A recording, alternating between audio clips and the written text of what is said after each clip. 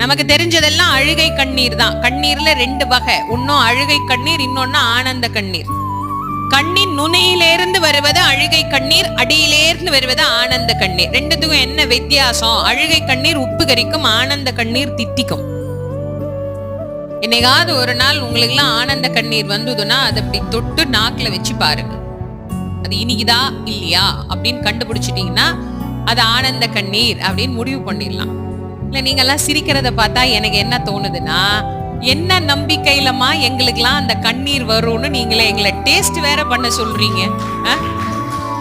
அது எங்களுக்கு வருமானா வரும்.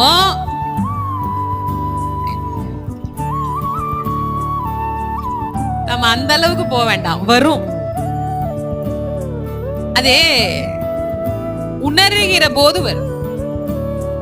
நிறைய பேர் என்கிட்ட கேட்கறது உண்டு, அம்மா எனக்கு என்னமோ தெரியல முருகனை